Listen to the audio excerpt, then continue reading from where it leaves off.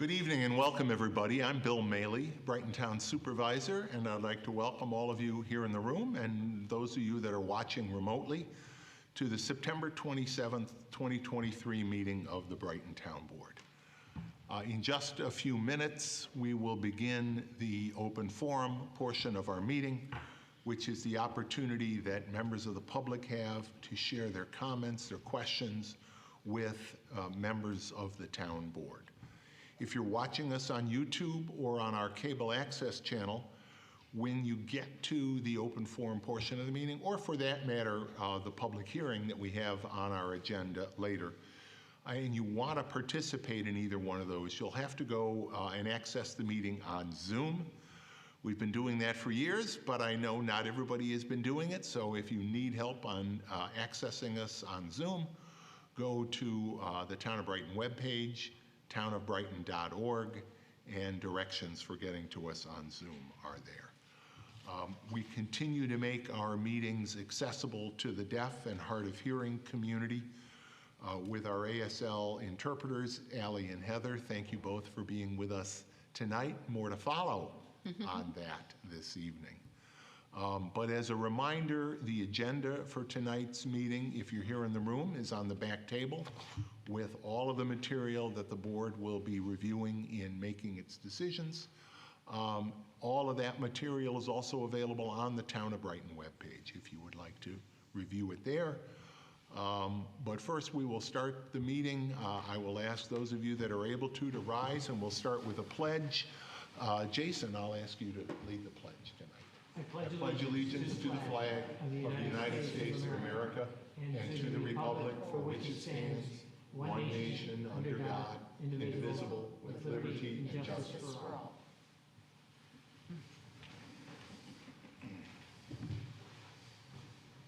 Thank you, Jason. You're welcome.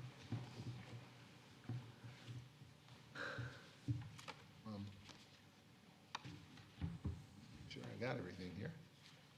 There's one. There is two. Good. All right.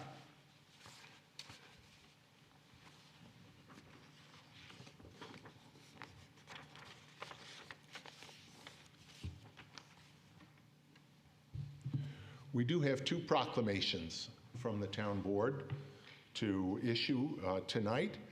And for the first one, I would like to call Felicia Garcia-Hartstein, please, to join me at the front podium.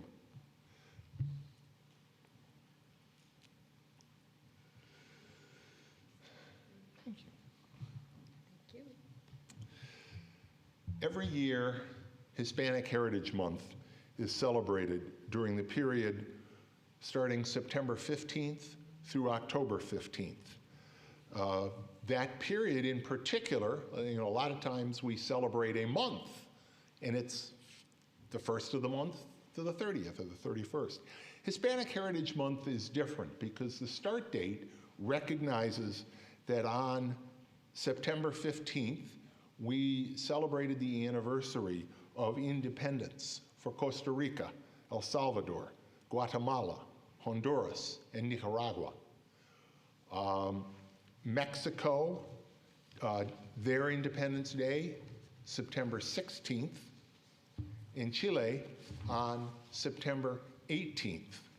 So this is a period that really reflects and is an opportunity for us to recognize and celebrate culture in this country that is such a rich mix. So we issue this proclamation, and I will be reading the proclamation, and I will be presenting it to Felicia. Felicia, most of you know Felicia served as the first chair of our IDEA board, our Inclusion, Diversity, and Equity Advisory Board, and has been very active in the work we do in the area of DEI. So I thank you for that.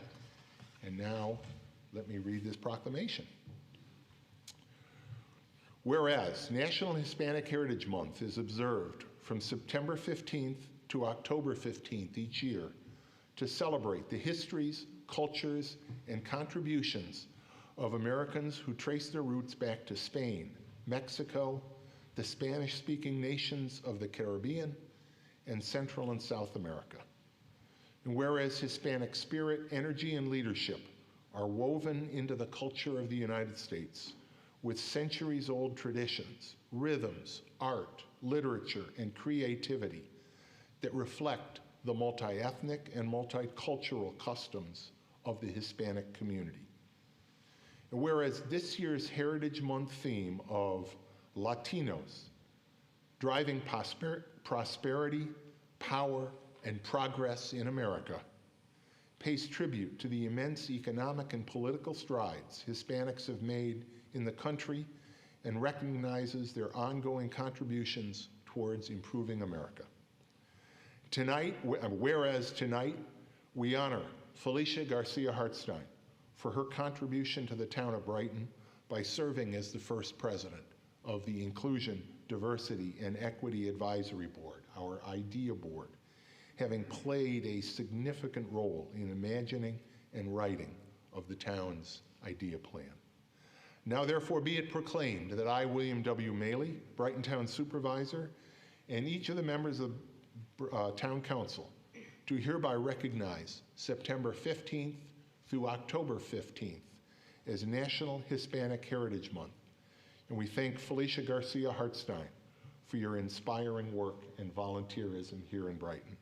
And this proclamation is signed the 27th day of September 2023, and I am very pleased to present it to you.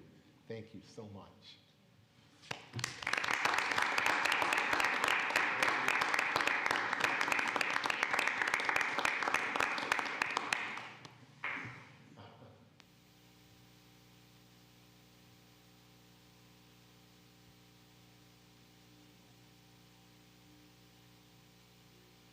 Would you like to say a few words? Well, I just want to say that I love Brighton. I grew up in Pueblo, Colorado, a predominantly Mexican-American neighborhood. And my husband is not even from here, Brighton or Rochester, but we have made our home here, our kids are here, and we all love Brighton. They all love Brighton just as much as I do. We feel like we belong, and it's been a wonderful community, so I'm thrilled that I was able to contribute in a very, very small way to Brighton's diversity, equity, and inclusion efforts, and I hope everyone else keeps up the good work. Thank you. There was one typo in what you just said, Felicia, because it was not a very, very small way. It was a very meaningful and significant way, and we appreciate it. And there are lots of ways to celebrate and observe this month. One of my favorites, Felicia and I were just talking about it beforehand, this Sunday, the Memorial Art Gallery has a celebration of Hispanic Heritage Month. They do it each year. It is a wonderful event. It's the Borinquen Dance, who are phenomenal. There's focus on an individual nation each year. So I really encourage people to go down to the MAG Sunday. I think it's noon to 5. There you go. But again, thank you so much, Felicia, and it's great to have your family here.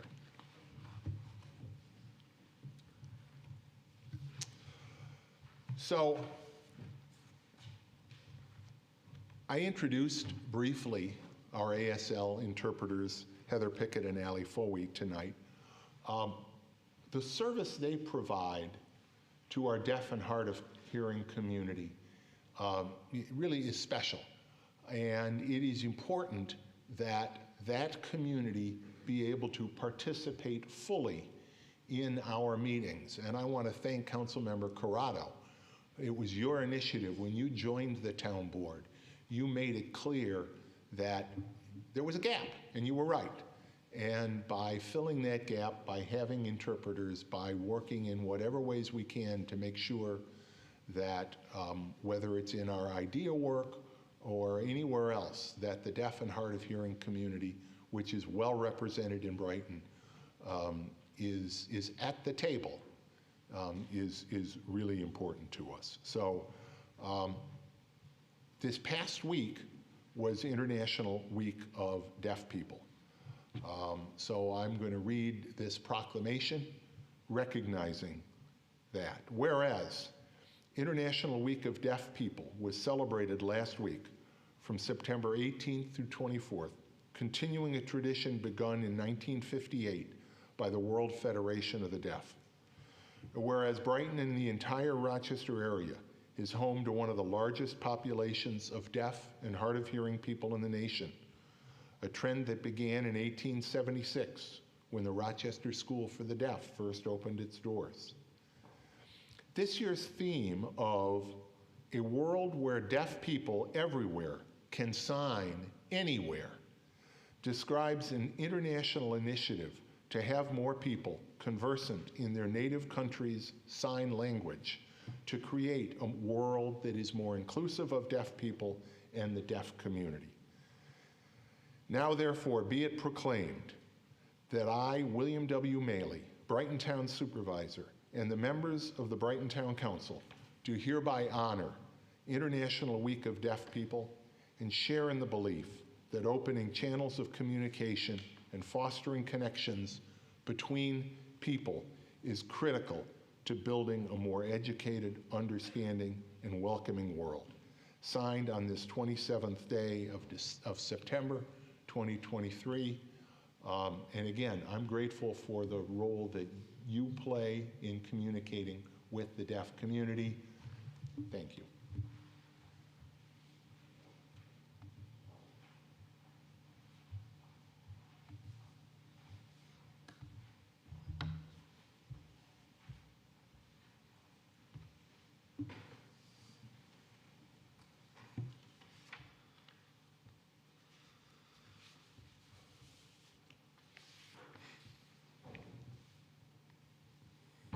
Next will be the presentation of the town's tentative budget for 2024.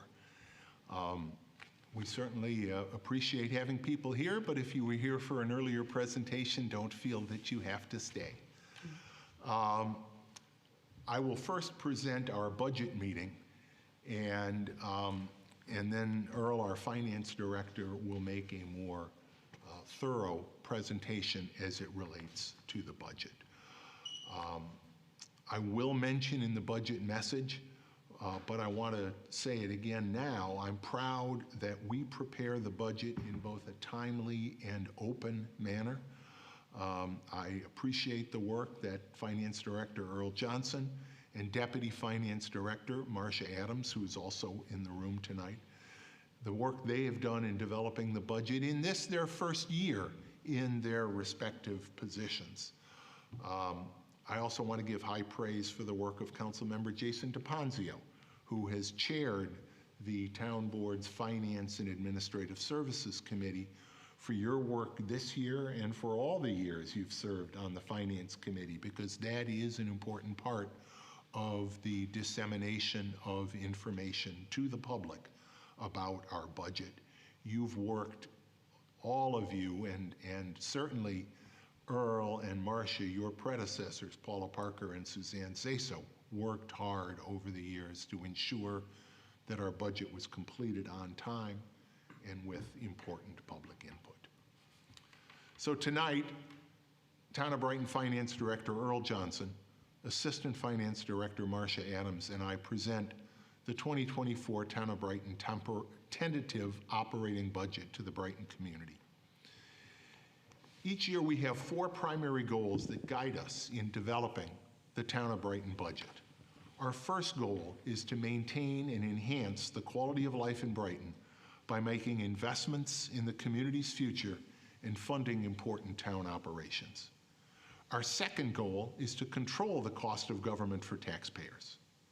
Third is to maintain the fiscal strength of Brighton to ensure that we have sufficient reserves to guide us through unexpected crises, as we have done the last couple years, but also to allow us to keep costs in line by enabling us to borrow at the lowest possible interest rates when we do need to borrow. Finally, and the fourth goal is that we take measures to ensure that our budget development process is transparent and is open to the public.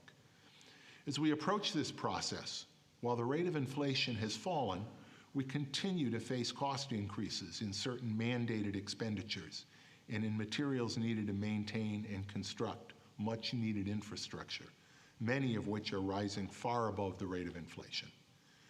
In addition, while sharp rises in home prices in Brighton reflect the desirability of this community for families, as was recognized last year when the 14618 zip code in Brighton was named the hottest zip code in America, rapidly rising home prices also impact the budget in several different ways. I'll discuss these and other issues going forward so that the public, each one of you watching here tonight, can intelligently and openly participate in the development and ultimate of approval of our town budget. That process that we use started months ago, and the open process that we use far exceeds the state's mandated procedures for public access to budget development and approval. We strive to ensure that the public has access to the process and the ability to give input throughout. Each year, the development of the town budget begins in the late spring, when department heads prepare proposed 3-year capital improvement plans for their departments so that we can plan together for important town projects and significant capital expenditures in the foregoing years.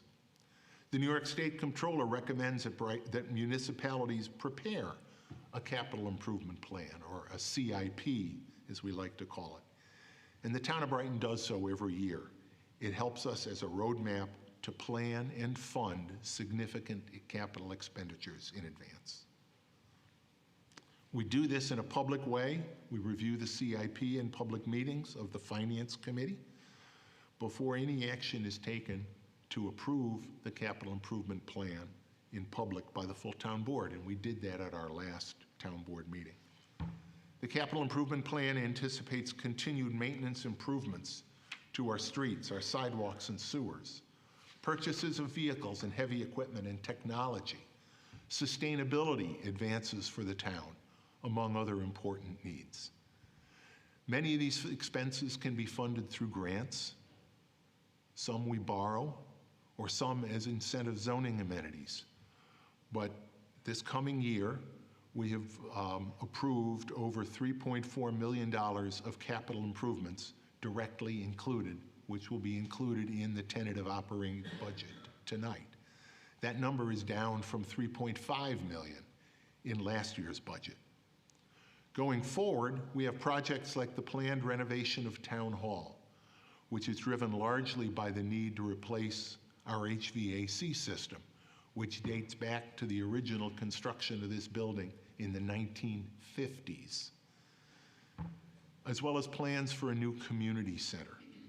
Those and others will create significant new capital expenditure requirements that are reflected in the CIP in foregoing years, but they'll also ensure that we maintain important town infrastructure, that we promote sustainability by using renewable energy where we can, and enhance the quality of life for Brighton residents. One new item in the CIP that will be making expenditures during 2024 and 2025 is a proposed townwide revaluation of property values for property tax purposes. That revaluation is made necessary by the rapid increases in property values, particularly residential property values here in the town of Brighton. County taxes, school taxes, town taxes are property taxes. And for those taxes to be imposed fairly, it's important that homes and other real estate properties be assessed at their fair market values. Revaluation does not, in and of itself, increase taxes. We'll be talking about that a lot going forward. The tax levy, the budget process, is where we determine what the overall taxes will be for the town. What revaluation does do, and it's important, is it ensures that those taxes are levied fairly against property, that properties are valued fairly so that each property owner really does pay their fair share. We anticipate the cost of revaluation to be approximately $150,000 to $200,000, but a significant part of the work will be done by town staff. And we have already begun planning for a potential future revaluation by funding a town reserve that will mitigate the short-term financial impact of revaluation. The state comptroller each year rates the fiscal stress level of every municipality and every county in New York State. While we've always received strong scores on this evaluation, in 2022, for the first time, Brighton received a perfect score for low fiscal stress. And we anticipate receiving a perfect score again this year in 2023.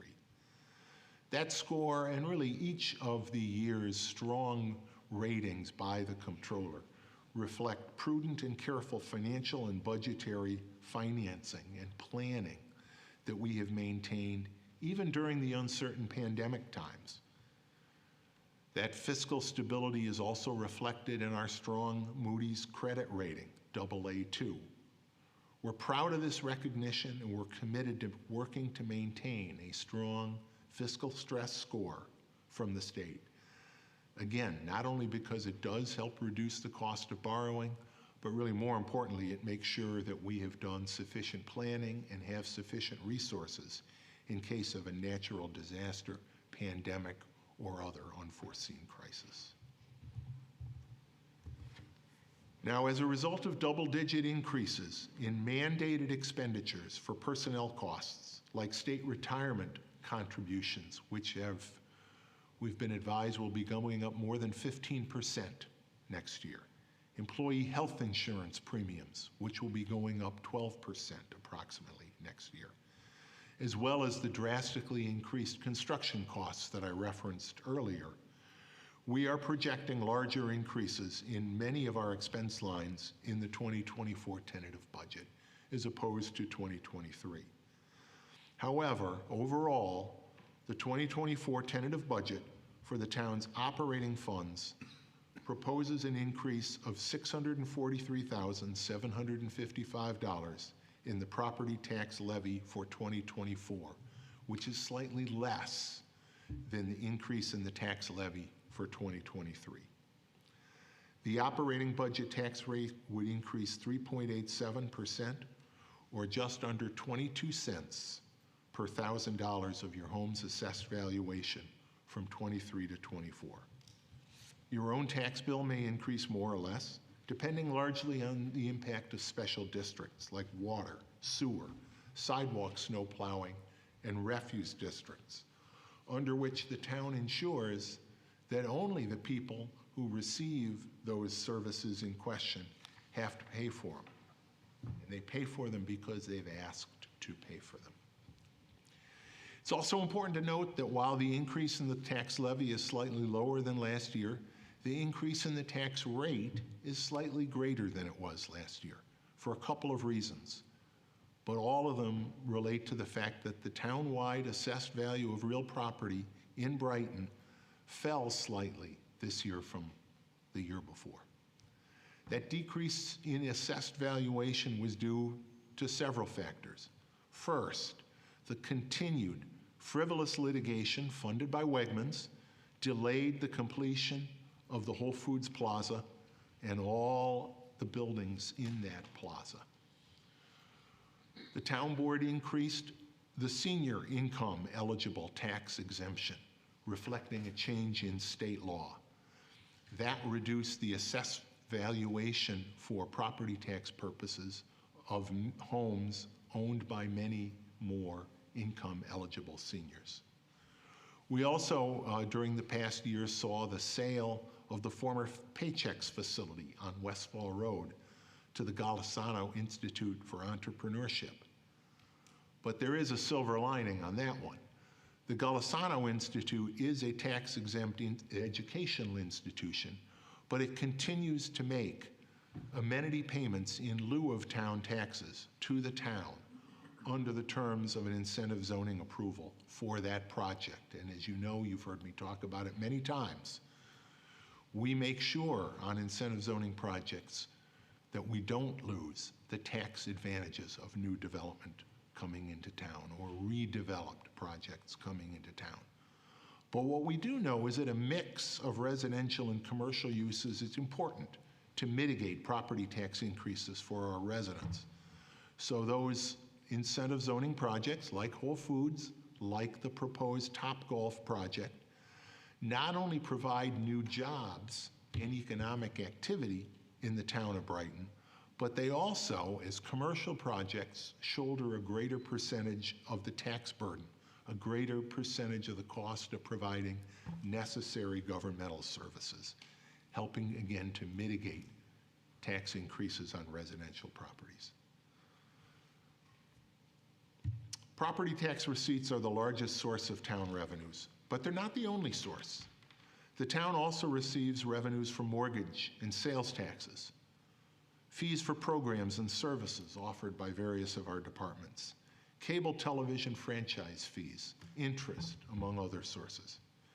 The town of Brighton, like other towns in Monroe County, receives a portion of sales tax revenues generated from retail sales throughout Monroe County under an agreement among Monroe County, all of our local municipalities in the county, and the school districts in the county. Now, given the uncertainty about our local economy, we are making conservative estimates on sales tax growth in 2024. Mortgage tax revenues have been the most volatile source of town funding. They're tied not only to the economic cycle, to the home building cycle, to the home sales cycle, but they're also tied to interest rate cycles. So you've got a lot of moving parts that affect mortgage tax receipts. Home prices remain extremely strong in Brighton, but sales are down because of a lack of supply of available homes. People want to stay in Brighton. They're not selling their homes. They may have low interest rate mortgages. They don't want to give those up. In addition, the significant increase in interest rates over the past year has also had a severely negative impact on mortgage tax receipts because people aren't refinancing the way they used to. So we are going to continue to budget very conservatively for mortgage tax receipts in 2024. Our first half, we get 2 per year. Our first half mortgage tax receipts were down substantially. And as you drive around, you haven't seen the for sale signs like you might have seen in past summers. So we are going to make estimates of a continued decrease in mortgage tax receipts in 2024. Of course, anything we can do to increase non-property tax revenues helps us offset the need for property tax increases. And we do that as well as looking for ways to control costs wherever possible through collaboration with other governmental or private entities and through operational efficiencies. This is something we don't just do during the budget season. This is something we do throughout the year. I appreciate the work of the Finance Department in doing that. I really do. I want to thank the work that everybody put in again this year in preparing this tentative budget. As I said, and I'll say it again, particularly our new Finance Director, Earl Johnson, our Assistant, Marcia Adams, but also their predecessors, former Finance Director Paula Parker, former Assistant Suzanne Zaso. Paula and Suzanne retired earlier this year after many years of incredibly valuable service for the town, and they deserve a whole lot of credit for our strong financial condition and for helping to facilitate the transition to Earl and to Marcia. That leadership is invaluable. Developing the town's budget is never easy. We got to make tough decisions, and we're going to make those tough decisions over the course of the next month. We'll be holding public hearings on October 11th and October 25th at our town board meetings. One of the other things that we'll do, and I don't think you can overestimate this, State law would allow us to put off acting on the budget. But this town board has consistently, for I think 30 years now, certainly long before I became supervisor, we take action on this town budget in October, before Election Day, to make sure that the public has the opportunity to know what priorities are going to be there in the budget. We look forward to the input of the public during the 2 budget hearings that we'll hold in October, and we appreciate the efforts of every single community volunteer and town staff member who assisted in the preparation of the budget. Now I'm going to turn over to Earl, who's got a slideshow. We'll dim the lights. We're going to go out into the audience so we can see the show as well. Earl, take it away.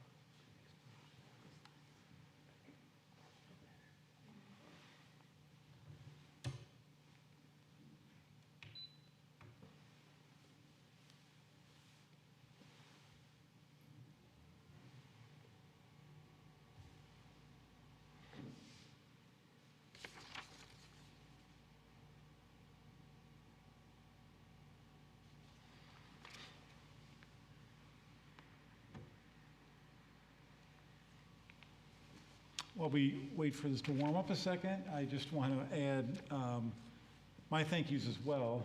I want to thank all the department heads and their teams for all the time that they have spent over the past 6 months developing the budget with us, and just appreciate the time that they spend scrutinizing their budgets and looking at their capital needs, and working with us to reduce their expense lines where possible and increase revenues where appropriate. And it's just been a good experience working with them. And I also want to reiterate a thank you to Paula Parker and Suzanne Sasso, who have started this budget process before retiring and worked with us during the transition. And I also want to thank our finance team, which consists of Marcia Adams and Amy Baker, Gidget Williams, and Jennifer Studemeyer. And just it takes a whole team to put this together, and I appreciate their support through this whole process. And I will want to thank Supervisor Maley and the board as well for their time and efforts in putting this together. And it's also a good time, before we get into speaking about the numbers, reviewing, underscoring some of the comments that Supervisor just made. It's also a good time to review what our different departments are doing on our behalf. And so we're starting out here. And I should also mention that this PowerPoint and additional information on the tentative budget is available on the website. So I encourage everyone to go back and review those materials. There's some more detail than we can go through tonight. And so it's on there under the finance department and under the annual budget section. So we start out here looking at the police department, and you can see all the different things that the 40 full-time trained and dedicated officers are doing on our behalf. In 22, there were almost 60,000 service calls, and that's up quite a bit from 2021. And just in general, activity has has increased a lot the past couple of years with the ending of the pandemic. And I just wanted to point out that increased activity, and the courts also completing almost 5,000 cases in 2022, and those increases continue into 2023. So we appreciate all of their work, as we do our highway and sewer department. And there's a lot of information on these slides which give you an idea of just how much maintenance they are doing on a daily basis. Almost 200 lane miles of roads, 99 miles of storm sewers, 41 miles of concrete gutters, 38 miles of curbing, and 1,700 roadsides. In addition to that, we do snow and ice control, which we know is a big part of what's needed in the wintertime. And we care for 318 lane miles of roads during that season, because we do some additional snow and ice control for Monroe County. There are tree maintenance items listed there, and one thing to highlight is we did an emerald ash borer treatment this year, which we do every 3 years, and that was done to approximately 277 trees. Sanitary sewer maintenance of 150 miles of lines, and that includes 370 service calls made in 2022. Just to give you an idea of some of the things that our highway and sewer staff are doing on a daily basis. And then we have the library here highlighted, all of the different programs that they put on, and it's amazing to realize that they have roughly 150,000 patron visits to the library each year, 1,300 library programs with 37,000 attendees in 2022.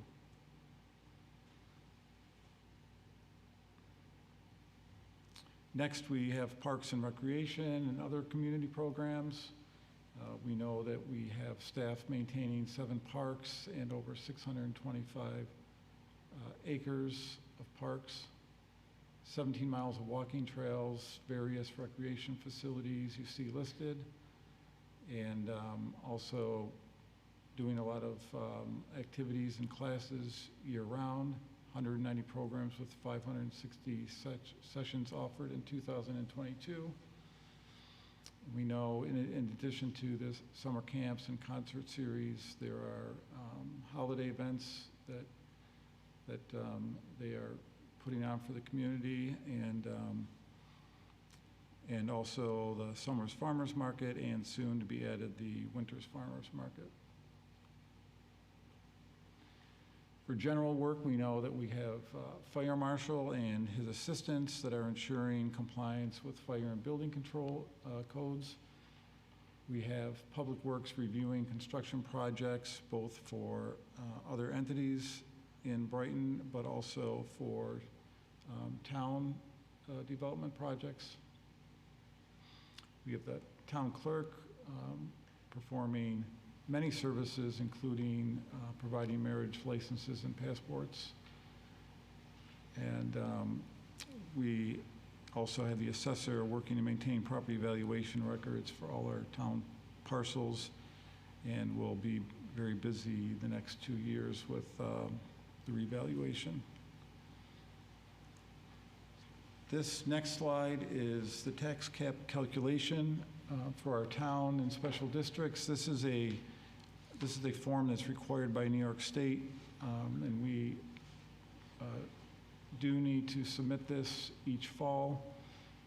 And because of our change in pilots receivable this year, our allowable increase is actually 1.51% this year. So we will be passing a local law to exceed the 1.51%, which is obviously a very small amount, even lower than the 2% tax cap. Our total preliminary tax levy is at $21,821,000, which results in a 3.77% tax levy increase for all of our town and special districts.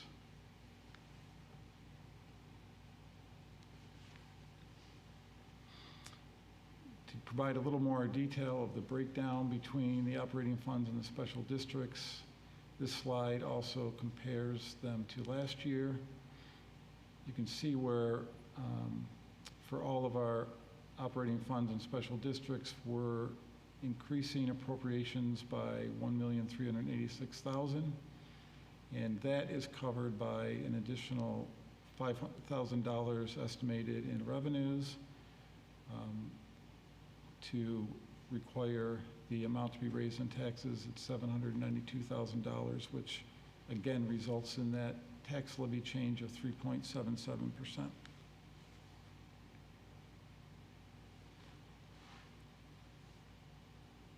For the summary of just the town operating budgets, which are the general fund, highway fund, and library fund, you can see those appropriations are $30,775,000, which is roughly $1 million higher than last year. And the estimated revenues here are about 1/3 of that total, leaving $643,000 to be raised through taxes, which is the 3.87% that we discussed earlier.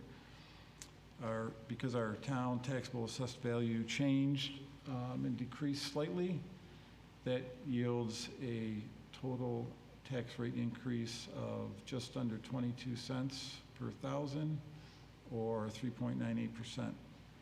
And to give a little bit of context for the average residential assessed value, that would be an increase of $50 for 2024.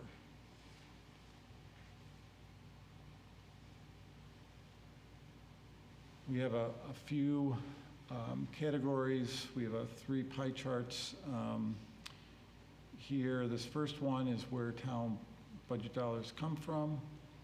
And again, our net revenues are $30,775,000, which just about 58% of that comes from taxes and pilots. And so 40%, over 40% of our revenue comes from other sources other than taxes. As was mentioned, sales tax is a very important number. That's roughly 18% of our total revenues. And departmental income and fees is another 6.6%, with appropriated fund balance being about 7.5%.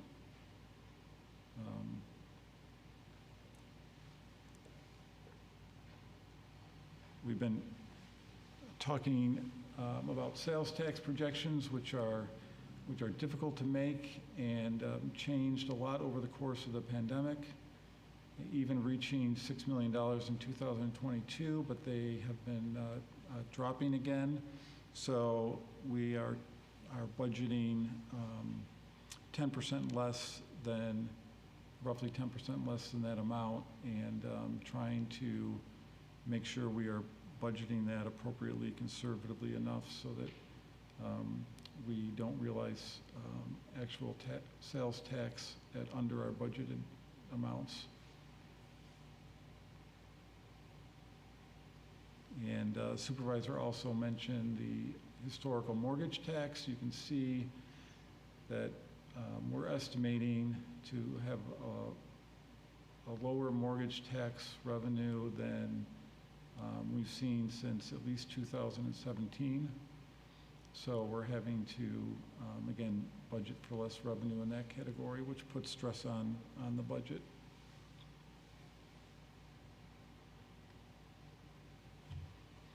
On the expenditure side, our total net appropriations are consisting of almost exactly 50% wages and another 25% in employee benefits. So we're very sensitive to changes that occur in those areas.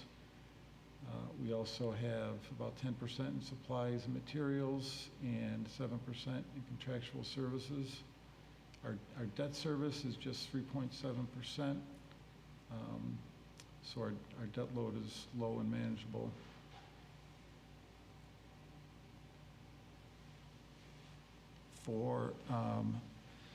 I mentioned benefits a second ago, and one of the difficulties we have this year is New York State retirement expense is projected to go above $2.5 million for the first time, and has certainly gone up quite a bit the last 2 years, and that is something directly from New York State that depends upon a 5-year rolling average for what's happening in the markets and the number of retirees in New York State. So we're estimating that to be over $2.7 million for 2024, which is reflected in the budget. And historically, we've been doing well keeping health insurance costs under control, but this year, again, some of the delayed inflation related to the pandemic is hitting our health insurance costs, and we expect those to be over $3.5 million for the first time and close to $4 million. So that's another area we're watching carefully this year. We anticipate it to drop a little bit, or the rate of increase to drop next year, but it to still be higher than 2024. So this will hopefully reverse itself in the future, but we're probably looking at another challenging year next year. And as far as how overall dollars are spent between our departments, we have out of that, again, the $30,775,000, roughly a third of that is supports the police department operations, and another 27% goes to fund the highway operations, with about 10% going towards public works, and another 9% towards general government support. The library total is roughly 8% of the town total dollars appropriated. And just to highlight some of the CIP projects we have planned for next year, we have a number of vehicles you see there, and traditionally the very large vehicles, the plows and the loaders, those we use debt service to pay for. So we plan to borrow roughly $1 million next year for those large vehicles, and have a few other smaller vehicles planned for purchase as well. Our road programs, we plan to be spending $1.7 million, but about $1.2 million of that total comes from grants, which is obviously very helpful. And you see for planning and other categories for sidewalks and other maintenance, there's about $300,000 planned in the budget to spend. And for our forestry management, we're budgeting $150,000. So the total for highway and public works is almost $3.4 million of spending for 2024. For information systems, police, parks, rec, and other facilities, our total spending is planned at almost $4 million. Of course, most of that is for the beginning of the town hall renovation, which will be paid in large part by ARPA funds. And you also see that we're going to begin revaluation efforts this year. Then in our special districts, one of the largest of which is a sewer district, we're planning to spend over $300,000 for sewer relining and sewer projects. For some various other sewer district categories, we're spending almost $200,000. Our sidewalk district, we're planning to maintain and replace $300,000 worth of sidewalks in '24, and then also continuing to contribute to our equipment reserve to purchase ambulances every 18 months. So that's $900,000 roughly in CIP purchases for special districts. And that gives us a little detail on some of the budget. Are there any questions or comments?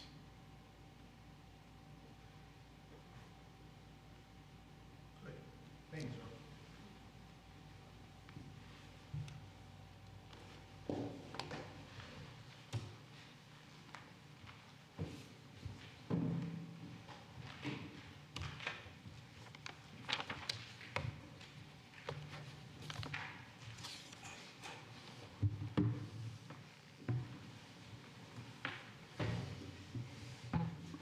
Again, thanks, Earl, for that presentation. And we will, of course, as we've mentioned, be holding public hearings at our next two meetings, October 11th and October 25th. We welcome your input. We welcome your feedback to the budget. And that'll be an opportunity. And as I mentioned, I anticipate we will take action to approve a budget with any amendments that may be considered at our October 25th meeting. I do want to mention real quickly the Elmwood Avenue project, the county's road paving project. That project is almost complete now, right on schedule. It's going to be finished in early October. Tonight things were a little busy out there on Elmwood, but actually tonight things were busy throughout the system because there were some issues on, I believe, on 490. So a lot of people got off 490 and went on some of our other streets. But despite that, and there was definitely more traffic on Elmwood than usual tonight, but it kept moving. I heard the same about Winton. That'll happen on occasion. But remember, part of the reason for that project was to calm traffic. What we heard, what we saw, the police department's own records confirm that the speeding problem on Elmwood was very real. As someone who both lives and works on Elmwood Avenue, all I have to do is look out the window and see our police cars pulling speeders over. This will calm traffic, but of course it will also make Elmwood Avenue finally accessible to bicyclists. So I appreciate the county, specifically County Executive Annabello, working with the town and with the bicycling community, Reconnect Rochester. They listened to input concerning the project. And by the way, I also appreciate their continued interest in working collaboratively on future road projects. I was just chatting briefly with Councilmember Corrado about some ongoing conversations with the county executive's staff about some of the other county roads in town. So kudos. We don't always agree on everything that the county DOT or the state DOT does, but I think this time, through working together, working in collaboration, I think they got it right. Okay, now we will begin the open forum. I know tonight it took a little while to get there because we had a lot on the agenda, but we do begin the open forum every town board meeting. It's an opportunity for members of the public to address the town board concerning any matter relating to the town, whether or not it's on our agenda tonight. If you are here in person and want to speak during the open forum, I'll ask you to simply raise your hand and we'll recognize you. If you do, please come up to the podium, state your name, and we welcome your comments. If you are participating remotely on Zoom, again, that's the only remote system that allows in-person comment. So if you're on Zoom, please use the Zoom raised hand function and we'll recognize you. As always, I ask any speaker during the open forum, whether you're here in person or remotely, to please state your name and address. Please limit your remarks to 3 minutes, and I will give you a 30-second warning before your time expires. We may not always be able to answer your questions, particularly if it relates to a matter that is not on our agenda this evening. But our goal tonight and at every town board meeting is to give you an opportunity during the open forum to share your thoughts with us and for us to be able to listen to your words. So please, if you do speak tonight, address your remarks to the town board, not to other members of the public, not to other speakers. Please refrain from personal attacks. Please refrain from outbursts of any kind during the open forum, out of respect for other speakers and for the time of everybody tonight. So with that, the open forum is now open. Is there anyone here in the room that would like to address the town board during the open forum? Is there anyone on Zoom? I don't see any hands raised on Zoom. One last chance. Is there anyone that would like to address the town board during the open forum tonight? Hearing none. There is no Chris? one. I move to approve the agenda. Second. Dan, please call the roll.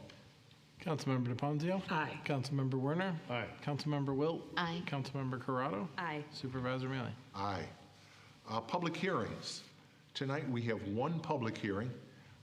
It relates to the proposed removal of 3 significant town trees in the street rights-of-way adjacent to 259 Ashbourne Road, 224 Mayflower Drive, and 155 Dunroven Lane. And this public hearing is being held pursuant to the town's tree law, Chapter 175.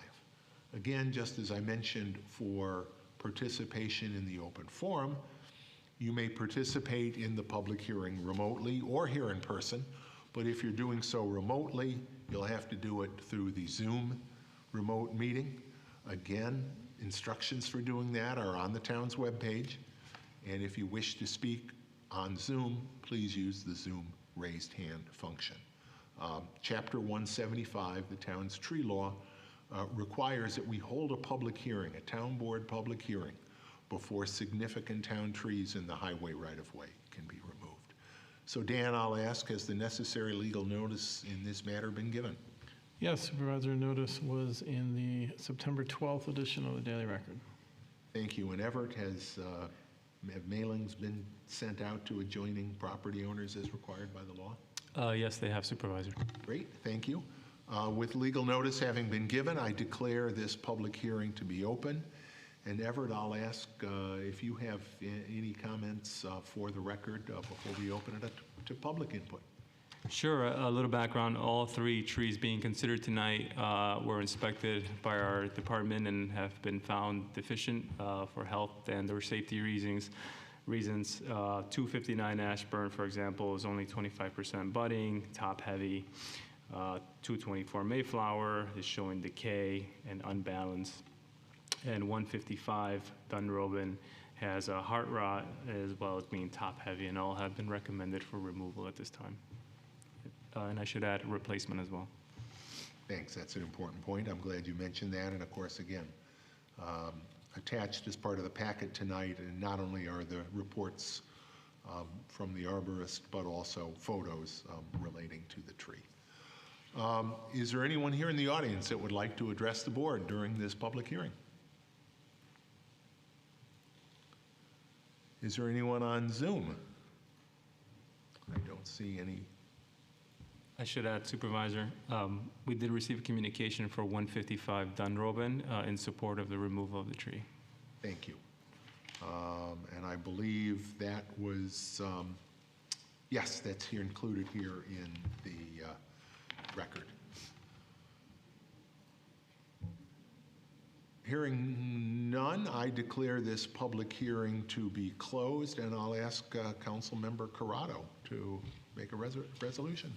Yes, in the matter regarding the removal and replacement of a 40-inch black walnut at 259 Ashburn Road, a 54-inch silver maple at 224 Mayflower Drive, and a 34-inch honey locust at 155 Dunroven Lane, I move that we adopt the resolution before us.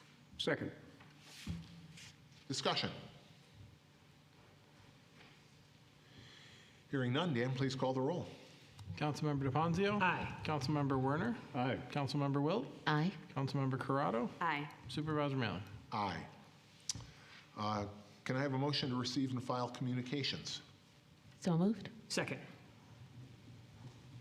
We have a couple tonight, one from Gabe Maruso, Criminal Justice Program Specialist from the New York State Division of Criminal Justice Services, relating to completion by the Brighton Police Department of the mandatory certification program. Chief, anything you'd like to say about that letter?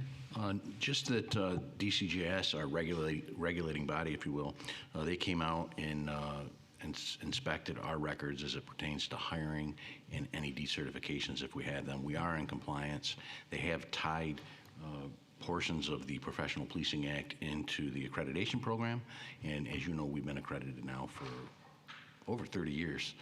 So we're in good shape, and we have been certified by DCGS to continue to be a police department. Good work. Thank you. We also have communication from Roger Kuva, Team Leader for Risk Management for the New York Municipal Insurance Reciprocal, which is a consortium of municipalities that provides insurance to municipalities. And this is a report on an inspection and positive results on his underwriting survey. Always good to get those two. And thanks to our department heads for working with Mr. Kuva in his visit here. We have a motion and a second to receive and file those. Any discussion? Hearing none. Dan, please call the roll. Councilmember DeFanzio? Aye. Councilmember Werner? Aye. Councilmember Wilt? Aye. Councilmember Corrado? Aye. Supervisor Mealy? Aye. Committee reports. Community Services is first. Robin. Thank you. The Community Services Committee met last Wednesday, September 20th, and among the items we discussed were, under continuing business, park issues. The fall season found the department a bit behind schedule as seasonal labor shifts concluded and we accommodated staff leave. The trail rebuilding project at the south end of Corbett's Glen is moving slowly as a result of a need to haul in equipment and materials. The project will include installation of a drainage pipe to prevent water from converging over the trail. The department is hoping to coordinate with Temple Sinai to use their parking lot for staging to help move the project forward more efficiently. There was also discussion of Park Lane and problematic trees there. Terry Tree is evaluating the trees and determining the best means for potential access.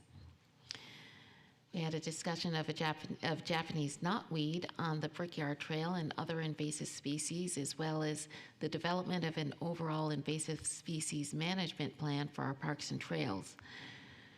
Finally, we had a discussion of new tree planting in the parks. Mulch has been installed around new significant trees that have been planted to reduce potential for damage from lawn maintenance equipment. An update to our recreation programs. Fall registration is going very well thus far and is open for all members of the community. The return of beginner pickleball instruction has been well received. Classes are full and additional spaces have been added to accommodate demand. Planning for our annual Trunk or Treat festivities is underway. That event will be on Saturday, October 21st. I'll enumerate more details later in this report.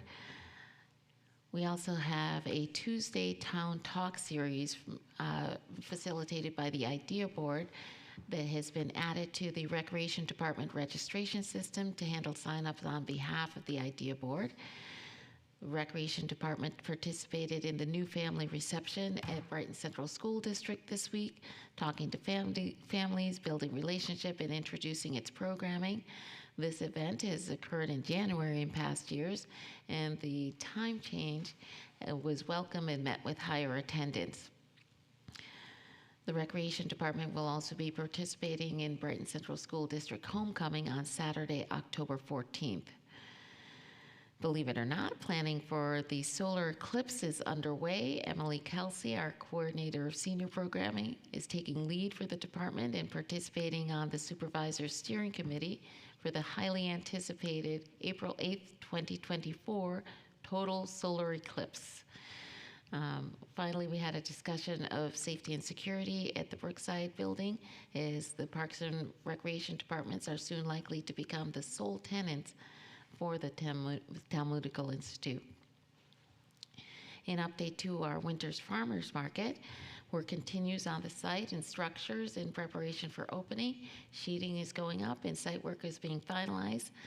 Parking for people with disabilities location has been revised and finalized. We anticipate a meeting will be scheduled to put together a punch list of items that need to be completed before we can open, as it pertains to the outside area and other structures on the site. Traffic mitigation will need to be addressed to keep vehicles out of the so-called farm lane. And finally, we had a discussion of the educational interpretive signage on the history of the property, and an initial discussion regarding site and building names. An update to our Inclusion, Diversity, and Equity Advisory Board. I mentioned the Tuesday Talk Series is set to begin on October 3rd in partnership with Empire State University. More details to follow. We had a meeting of the Idea Board on Thursday, September 21st, and we had our last scheduled appearance at the Farmers Market on Sunday, September 24th. An update to our clean energy community and priority actions and sustainability funds. It was recommended through the Finance and Administrative Services Committee to accept 2 grants from NYSERDA, $10,000 for meeting the 3,000 CEC priority action point threshold, and an additional $5,000 for being among the first 50 municipalities to do so. Those funds will be used to upgrade the heating and cooling system and install solar panels at the Carmen Clark Lodge. Our climate action plan is in its final stages of review. The Sustainability Oversight Committee has recommended that the federal energy efficiency community block grant funding that was secured be used for zoning code updates with the particular goal of sustainable and inclusionary zoning. Finally, we're looking at updates to the Monroe Avenue GIGP to install habitat and plantings with reduced maintenance burden. An update to our Urban League of Rochester, ABC Town of Brighton First Time Homebuyers Program. There will be a meeting tomorrow, Thursday, September 28th, with the Green Lining Coalition of ABC, and we'll have a discussion of how to get forward progress on potential reparative program to redress exclusionary zoning covenants for Brighton. Finally, an update to our council member on your corner. We concluded our summer market season with an appearance on Sunday, September 24th. We've had a great season at the summer market, often pairing up with the Idea Board, and we will continue this programming in the next year. Just want to mention our upcoming events. As I indicated, we will have a Tuesday Town Talk series at Empire State University, 680 Westfall Road. The series will begin October 3rd and continue on October 10th and 17th from 6 to 7:30 p.m. On October 3rd, the programming will be The Originals, Navigating the Nation as Natives. On October 10th, we'll feature Shining the Light on the Blackout. And on October 17th, we'll have an in-depth discussion on anti-Semitism from past to present day. We do ask that you register online for this programming. However, it is free and open to the public. You can register at the Town of Brighton Recreation Department website. That is www.townofbrighton.org/rec, REC. And again, we will have our Halloween trunk or treat programming at the Brighton Town Hall Public Safety Wing, or the library wing, or is that the library wing? No, I think, no, it's the, At the Public Safety Wing, I'm sorry, in Traffic goes conjunction around with that way. in conjunction with the Brighton Memorial Library. Yes, the 23, library. yes, 2300 Elmwood Avenue on Saturday, October 21st, from 10 a.m. to 12 p.m. So we have an additional hours programming. So we do ask that you do pre-register. It's just for planning purposes. You can register again online at the Town of Brighton Recreation Department website. That is townofbrighton.org/rec, R-E-C. I know all that, Robin, because Farmer Bill told me. I know he's going to be participating. Yes, I did hear he's going to make an appearance this year, as usual. And then the following day, we'll have our semi-annual electronics recycling and secure document shredding event that will take place at the Brighton Highway Department parking lot, 1941 Elmwood Avenue, on Sunday, October 22nd, from 9 a.m. to 12 noon. And we also anticipate our DEA semi-annual pharmaceutical take-back event that will happen at the Brighton Town Hall Public Safety Wing, 2300 Elmwood Avenue, on Saturday, October 28th, from 10 a.m. to 2 p.m. The next meeting of the Community Services Committee will be on Wednesday, October 18th, at 9:30 a.m. or immediately following the Finance and Administrative Services Committee meeting at the Brookside Recreation Center, and members of the public are encouraged to attend. We do ask that you access the building from the Winton Road entrance. Thanks, Robin. Finance Administrative Services. Jason. Yes, the Finance and Administrative Services Committee met last Wednesday, September 20th. Each of the items discussed in committee appear on tonight's agenda and will be discussed in further detail. In addition, we got the sneak peek of the budget presentation that was presented earlier at tonight's meeting. And we also discussed the limited income senior exemptions in light of a modification in the state law as to how the income limits would be calculated. Specifically, the year-over-year increase in value of IRAs will no longer be counted as income. And the committee recommended that we stay the course and keep our income limits at the max allowed by state law, which is a sliding scale up to $58,400. Our next meeting of the Finance and Administrative Services Committee will take place next Wednesday, October 4th at 8:30 in the morning. We meet here in the main auditorium at Town Hall, and the public is invited to attend. Thank you, Jason. Public Safety. Chris? Thanks, Bill.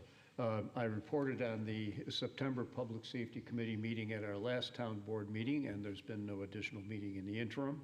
Our next Public Safety Committee meeting will be October 10th at 8 o'clock in the morning. Thank you. And Christine, Public Works.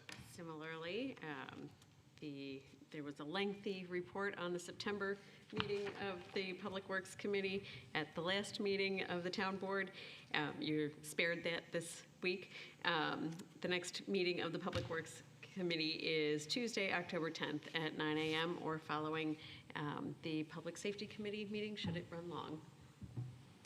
Terrific. Thank you, everybody. New business, reading and approval of claims. Jason. Yes, earlier this evening, I reviewed claims totaling $1,673,847.46. Notable claims include to the Depository Trust Company in the amount of $822,747.70, representing payment for the fire truck bond anticipation note and library roof bond anticipation note, and of that amount, $795,000 was principal. Also to M&T Bank in the amount of $33,080.78, representing payment for principal and interest on the Elmwood Avenue Relief Sewer Project.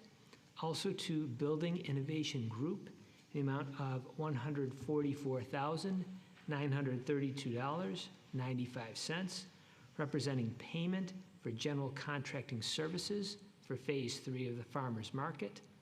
Also to North Shore Chevrolet in the amount of $35,842.67, representing payment for a 2023 Chevrolet Blazer for the Police Department. And finally, to Pro Construction, Inc.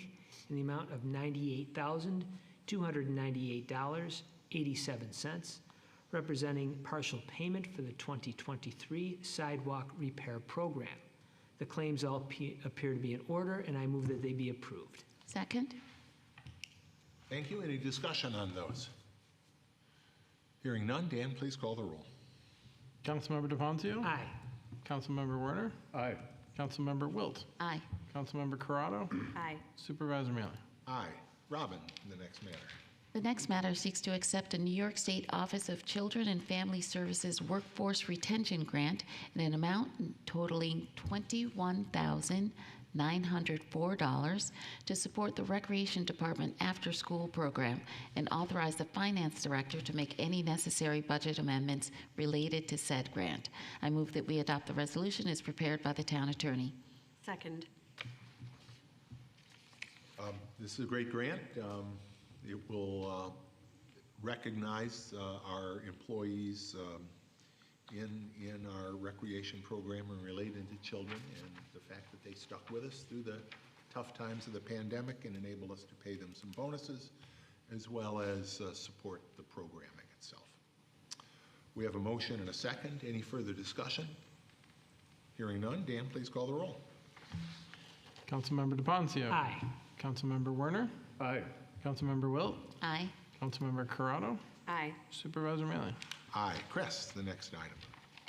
Is to declare as surplus one 2011 Chevrolet Caprice police vehicle and authorize its disposal through either in-person and/or online auction. I move that we adopt the resolution before us. Second. It's done its time. It certainly has. Any discussion? Chief, anything you want to say? No need, but It's done pretty its time. self-explanatory. 105,000 miles, it's 12 years old. It's beyond serviceable for us at that point. Thank you. Any further discussion? Dan, please call the roll. Councilmember DeFoncio? Aye. Councilmember Werner? Aye. Councilmember Wilt? Aye. Councilmember Corrado? Aye. Supervisor Mealy? Aye. This next one is older.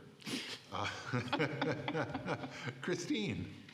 Yes, the next matter seeks to declare as surplus one 2004 Chevy Tahoe from the Parks Department and authorize its disposal through either in-person or online auction. I move that we adopt the resolution before us. Second. Discussion. That vehicle is older than my child.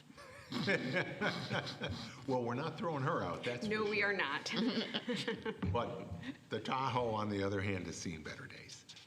Any further discussion? Serious or otherwise? Hearing none, Dan, please call the roll. Councilmember DeFoncio? Aye. Councilmember Werner? Aye. Councilmember Wilt? Aye. Councilmember Corrado? Aye. Supervisor Mealy? Aye. Jason. Yes, the next matter seeks to declare as surplus certain Public Works, Sewer and Highway Department equipment and authorize their disposal through either in-person and/or online auction. I move we adopt the resolution as prepared by the Town Attorney. Second. And this stuff is pretty old, too, as you look down the list. Any further discussion? Dan, please call the roll. Councilmember DeFoncio? Aye. Councilmember Werner? Aye. Councilmember Wilt? Aye. Councilmember Corrado? Aye. Supervisor Mealy? Aye. Jason, why don't you do the next one? Yes, the next matter seeks to authorize the supervisor to enter into an agreement with Ravi Engineering and Land Surveying in an amount not to exceed $1,000 for the structural evaluation of 2 buildings. I move we adopt the resolution as prepared by the Town Attorney. Second. The buildings in question are out at Buckland Park, the old milk barn, which is sans roof at this point, as well as the, actually the highway department, not at Buckland Park, the highway department salt shed. These are not going to be thorough, detailed engineering inspection reports, but at least an initial review of their condition, and we'll be in a position to have some decisions to make on both of them. That's Robert, correct. anything you want to? That's correct, Supervisor. There'll be a visual inspection with a professional evaluation by a structural engineer and with additional recommendation if needed on both structures. Great. Thank you. Further discussion? Dan, please call the roll. Councilmember DeFoncio? Aye. Councilmember Werner? Aye. Councilmember Wilt? Aye. Councilmember Corrado? Aye. Supervisor Mealy? Aye. Robin? The next matter seeks to adopt a Clean Energy Communities Program grant in the amount of $10,000 to provide partial payment for the installation of an air source heat pump system in the Carmen Clark Lodge. Authorize the finance director to make the necessary budget amendments related to said grant, and authorize the supervisor to enter into an agreement with Wise Home Energy to install the heat pump system in an amount not to exceed $19,699. I move that we adopt the resolution as prepared by the town attorney. Second. Discussion. Just want to say I'm very happy to see this grant come to fruition and the implementation of a new heat system at the Carmen Clark Lodge. The old system was an oil-based system, so this will dramatically improve the greenhouse gas inventory situation over there. And with the installation of solar panels, we hope to recoup the costs over the next several years. So thank you so much. And the solar panel improvement, which you mentioned in your report, we will be bringing to the board at a future meeting once we've had the opportunity to assure compliance with competitive bidding and procurement rules. So, but we've got the heat pump system on. That was the first grant of the two that we received. So. Supervisor, I don't sure. know if anyone wants to talk about what the net cost to the town will be for this heat pump after application, because the $19,000 is the full contract price. Right, and net of a $10,000 grant, it's Yeah, $9,000. Yep. Not $699. that's correct, yeah. So half off. Deal. And not only heating, On an but important cooling project. as well. I'm sorry? Cooling as well. Yes, cooling as well, which was not offered under the oil-based system. Okay, we have a motion and a Oh, second. and I did just want to Oh, sure. mention that this project will enable us for further eligibility for grant funding from NYSERDA. So then the next level is quite a bit more money. So it's once we get to that 5,000 point threshold through this project, we'll recuperate exciting. it even. Yeah, Yeah, it it's is. exciting development. So. Okay. Anything further? If not, Dan, please call the roll. Councilmember DeFazio? Aye. Councilmember Werner? Aye. Councilmember Wilt? Aye. Councilmember Corrado? Aye. Supervisor Mealy? Aye. Chris? Next item, Bill, is to enter into an agreement with the Monroe County to accept 2024 and 2023 STOP DWI grants totaling $12,663.81, and to accept any additional funds from the New York State STOP DWI Foundation, INC, from October 1, 2023 through September 30, 2024. I move that we adopt the resolution before us. Second? This is something we do each year. We get this money through the state, and we're able to put it to good use in DWI enforcement. Any further discussion? Hearing none, Dan, please call the roll. Councilmember DeFazio? Aye. Councilmember Werner? Aye. Councilmember Wilt? Aye. Councilmember Corrado? Aye. Supervisor Mealy? Aye. Jason? Yes, the next matter seeks to approve an application to the Unified Court System for a 2023-24 Justice Court Assistance Program grant in an amount totaling $14,493.17 for security improvements to the town court. I move we adopt the resolution as prepared by the town attorney. Second? As you'll see in Chief Court Clerk Pavlovich's letter, there are a number of items that they will be able to fund with this grant to improve security on the court side and the public safety wing of this building. So again, good work getting that grant money. We talked about, different forms of revenue as we were discussing the budget tonight. This is one of those, one of those opportunities where we get, maybe not big, but with money like these, with money like the Stop DWI, like the heat pump money, we're able to make significant investments that improve the quality of life, and that's a good thing.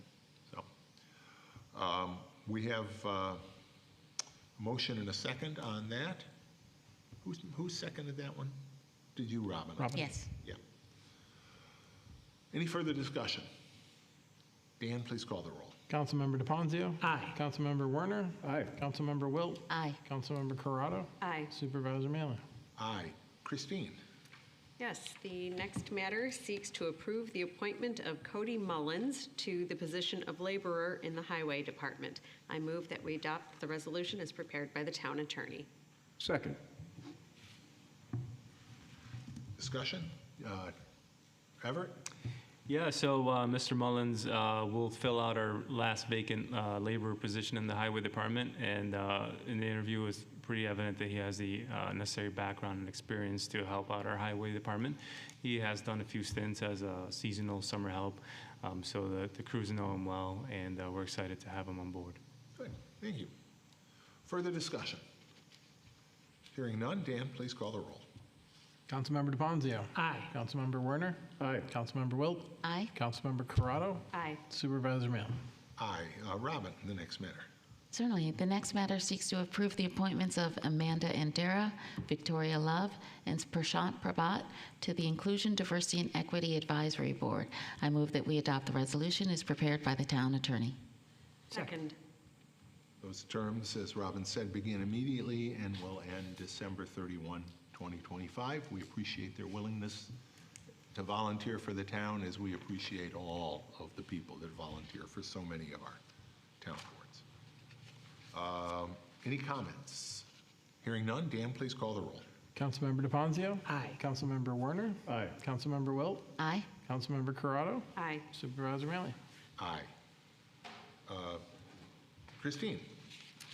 Yes, the next matter seeks to declare the town of Brighton as lead agency for the Top Golf Development Project per the State Environmental Quality Review Act.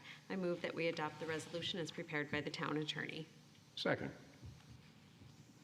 Ken, anything you want to say about? Yeah, sure. Seeker. What we're actually doing here is kicking off the seeker process for the Top Golf project. The way we do that is we send out a copy of the environmental assessment form to other involved agencies so that we can embark upon a coordinated review under the seeker law and regulations. And we are declaring, not that we are going to be lead agency, but that we have an intention of being the lead agency with respect to this project, because other involved agencies do have an opportunity, if they wish to object and say, no, no, no, we would like to be the lead agency. We don't expect that to happen, but that's just sort of the formal process that we're really going through here. And I just want to check really quickly on the packet that was uploaded on our website, which is what I'm doing right now, to make sure that the updated version of this resolution is what you have before you. I believe it is what It says, I yes, have here. the resolution should read, the second resolved paragraph should read that the town board hereby declares its intention to act as lead agency under the State Environmental Quality Review Act. Is that what you have? I'm hoping. Is that? Yes, that's what I see. Okay. Yep. Yep, okay, very good. Perfect. Then we have a motion and a second to act on that matter. Any further discussion? Hearing none, Dan, please call the roll. Councilmember DePonzio. Aye. Councilmember Werner. Aye. Councilmember Wilt. Aye. Councilmember Corrado. Aye. Supervisor Mailer. Aye. We held a public hearing tonight on some trees, but we're asking to set a public hearing on on one more removal of a tree. Robin, if you could do that one, please. Certainly. The next matter seeks to set a public hearing for the removal and replacement of a 34-inch silver maple at 804 South Grosvenor Road. I move that we adopt the resolution as prepared by the town attorney. Second. Anything to say? Obviously, we'll be hearing this at a public hearing in a month. Yeah, so this tree is a bit earlier in the process than the ones you heard from earlier, and we're looking to establish that public hearing for October, but similarly, this tree was inspected and has been found deficient in health. It's been noted with heart rot, it's got decay, it's got cavities, and so we recommend removal as well. It's a silver maple. Yes. Okay, we got a motion and a second. Further discussion? Dan, please call the roll. Councilmember DeFoncio. Aye. Councilmember Werner. Aye. Councilmember Wilt. Aye. Councilmember Corrado. Aye. Supervisor Mealy. Aye. Jason, the last matter, please. Yes, the next matter seeks to authorize the supervisor to enter into an agreement with Weaver, Mancuso, Brightman, PLLC to act as attorney to the town for a term commencing November 1, 2023 through December 31, 2024 at a monthly rate not to exceed $10,000. I move we adopt the resolution as prepared by the town attorney. Second. Well, those of us at the table knew about this, but Ken Gordon, our town attorney, who has done extraordinarily high-quality yeoman's work as town attorney, has indicated his intention to retire from that position around Thanksgiving. It is with deep reluctance and the fact that we sort of have to let you do that if that's what you want to do. We'll have some more nice things to say about you over the next couple months, Ken. But in the interest of planning ahead, this is an opportunity under which we will enter into an agreement with the firm of Weaver, Mancuso, and Brightman, PLLC, to act as attorney to the town, which is a slightly different arrangement. Ken is an employee as town attorney. The law firm will act as attorney to the town, which is a significant difference, even though they sound very similar. And the name Mancuso rings a bell with all of us, but John Mancuso, who is one of the named partners at the firm, is an attorney that we have worked with on the Whole Foods litigation, where he and his firm almost single-handedly defeated two of the largest law firms in Western New York, as well as a whole bunch of other work that they have done.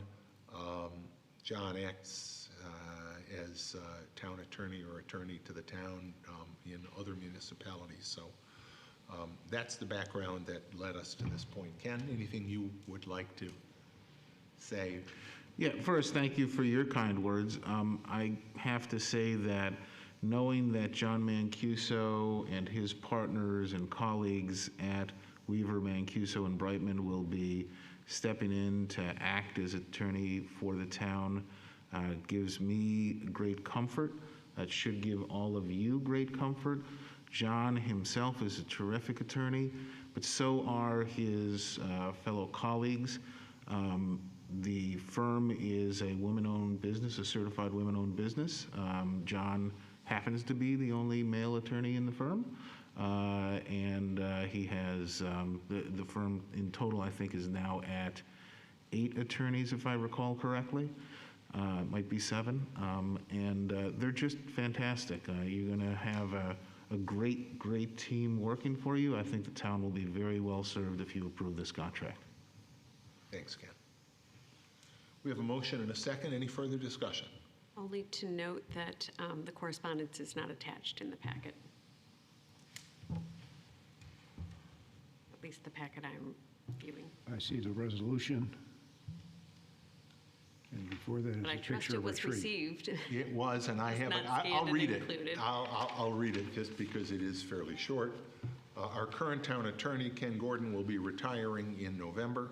In anticipation of this change, I recommend that you authorize me to enter into an agreement with Weaver, Mancuso, Brightman, PLLC, to serve as the attorney to the town at a monthly rate not to exceed $10,000 for a term starting November 1st, 2023, and ending December 31st, 2024. As you know, the town already has a working relationship with the firm, and their work has been of the highest quality. Authorizing this agreement will ensure a smooth transition as Mr. Gordon retires from the town, and it's signed by me as town supervisor. And I did just want to add comments that I have the utmost confidence in the ability of the Mancuso firm. I noted a concern with the supervisor earlier that as a town for whom DEI principles should undergird everything that we do, I just want to make sure that we are adhering to our principles of ensuring that all positions within the town are offered to the widest possible audience, and that we make sure that none of the positions within the town are anybody is excluded from applying for any of the positions with the town. So we had that conversation, but again, given that we do have an existing relationship with the Mancuso firm and are privy to great works that he's done for this community, I have the utmost confidence moving forward that we will have made a good selection if we do choose the Mancuso firm. Thank you, Robin. Further discussion? Hearing none, Dan, please call the roll. Councilmember DeFoncio? Aye. Councilmember Werner? Aye. Councilmember Wilt? Aye. Councilmember Corrado? Aye. Supervisor Maley? Aye. Matters of the supervisor, actually, I see that it says their re-employment of a particular person. I believe that should actually reference the motion to go into executive session, because we do, in a moment, we will be going into executive session to consider a different hiring than any of the positions we've already talked about tonight. So all I have to say really is one more time, thank you to our ASL interpreters, Heather and Ellie. You do great work and we appreciate it. Matters of the town attorney. Nothing tonight, thank you. Matters of the town clerk. Anything going on down in your office these days, Dan? It's been pretty quiet. Yeah, it's a quiet time of year. I just want to just reiterate to the community that the due date for the school taxes does read as October 1st. But since that falls on a Sunday, anytime it falls on a weekend, it always moves forward to the next business day. So any payments made on Monday the 2nd will still be timely. Although interestingly, I fully expect, as it's happened in past cycles, anytime it falls on a weekend, there's this weird, I don't know, it's just like a sociology experiment, but people naturally split between Friday and Monday. So that I expect the 2 days will be about the same traffic-wise. I don't know, it's funny but it happens every time. So I'm always curious to look at the numbers. But either is fine, and we have the Dropbox outside for those who want to come over the weekend, if easier on their schedules. Great. What about mailing in tax payments, Dan? Mailing tax payments. So you want to make sure, it's an excellent question, Mr. Gordon. New York State real property tax law allows for the USPS postmark.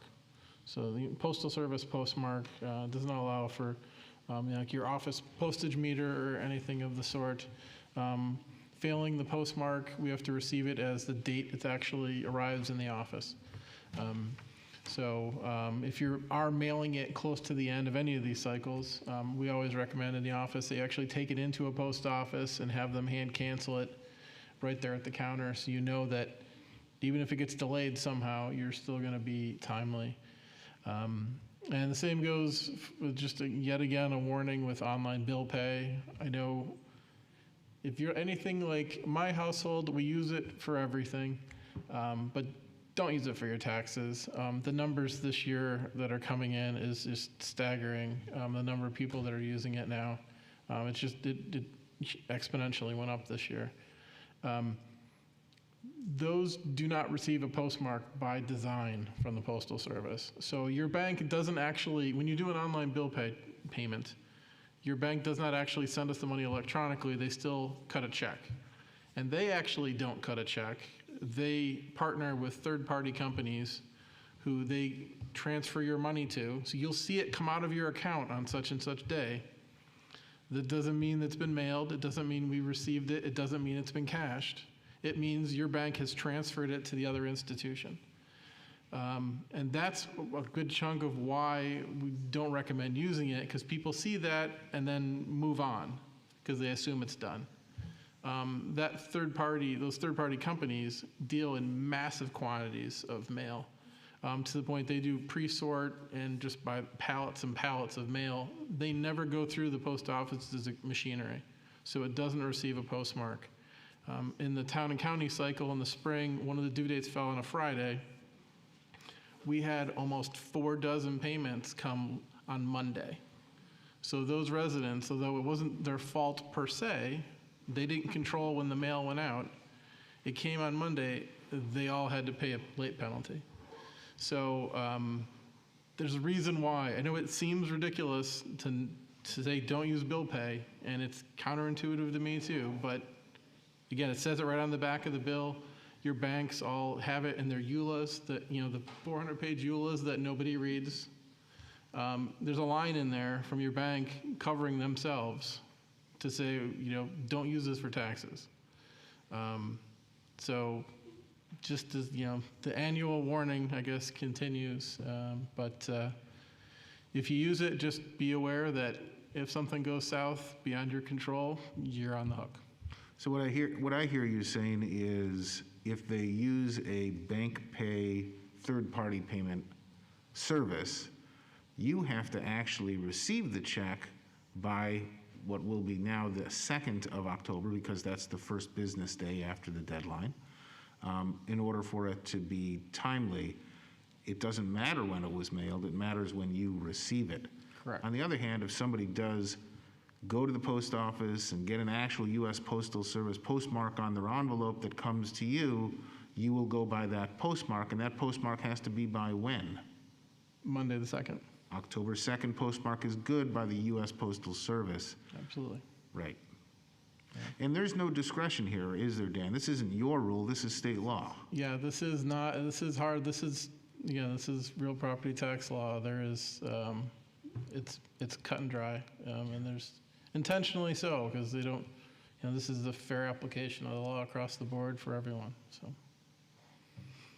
Thanks, Dan and Ken, for that discussion. I think the takeaway for anybody that hasn't yet paid their taxes. Don't do online now for sure. 'Cause Online it now. will not make it here in time.